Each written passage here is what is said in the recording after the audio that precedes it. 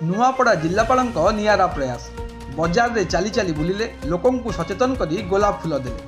आज दिन 10टा समय नुआपड़ा जिलापाल मधुसूदन दास नुआपड़ा साप्ताहिक हाट में बुली बुली लोकंकु एकक व्यवहृत प्लास्टिक वर्जन करने सचेतन करथिले। जो माने प्लास्टिक बैग आनिथिले तांकु प्लास्टिक व्यवहार न करने अनुरोध करथिले। जो माने कपड़ा बैग धरी बजार करथिले तांकु जिलापाल गोलाप फूल दे संबर्धित करथिले। नुआपड़ा जिला को एकक व्यवहृत प्लास्टिक मुक्त जिला करने जिलापाल अनवरत प्रयास चलाइछन्ति। जिलापाल प्रयास को सबु महल में प्रशंसा कर साप्ताहिक हाट को बजार करने को आसीथिबा लोकक सहित परिबा बिकाली मानकु मध्य जिलापाल प्लास्टिक व्यवहार कले परिवेश पई कौन क्षति हेबो ताहा बुझाइथिले। जिलापाल ए प्रयास को सबु महल में प्रशंसा कर एकक व्यवहृत प्लास्टिक मुक्त जिला करने जिलापाल निआरा प्रयास। एकक व्यवहार प्लास्टिक की न करने आम समस्त ये हाट में सचेतन कलु। रविवार रे नुआपड़ा सदर महकुमार बड़ हाट ये तेणु समस्त को निवेदन कलु जे प्लास्टिक की एकक प्लास्टिक व्यवहृत बैग मान को न आने से राजी हेले एवं किसी लोकंर प्लास्टिक बैग को आम सूता बैग दे ताकू आम से बैगटा को आम निजे जबत कलु।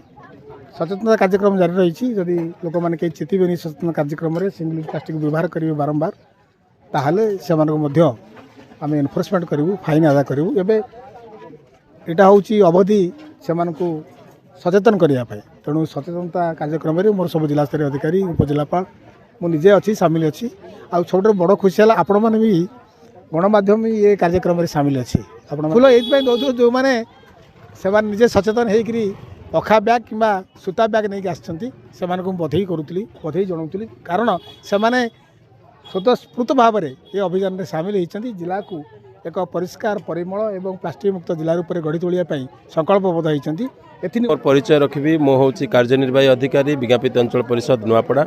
आज कार्यक्रम थिला हूँ जो जनसाधारण माने एकक प्लास्टिक व्यवहार को उत्साह दौरान से आम जो भाव में प्रवर्तई फूल तोड़ा देकी फूल देकी जिला प्रशासन तरफ से सचेतन करूँ एवं एकक प्लास्टिक व्यवहार को ना कर प्रवर्तौलु।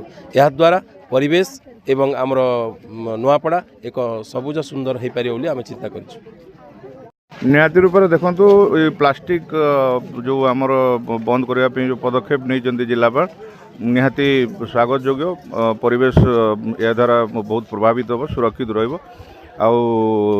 प्लास्टिक बैग को से बैन कर कपड़ा बैग व्यवहार करने लोक परामर्श दौरान भल जिनस यहाँ निहाती रूपे कलेक्टर को धन्यवाद। और जो मैंने कपड़ा बैग धरिक आज बजार करने को आसछन्ति समस्त गोलाप फूल देकर प्रोत्साहित कर निहाती रूपे भल पदक्षेप।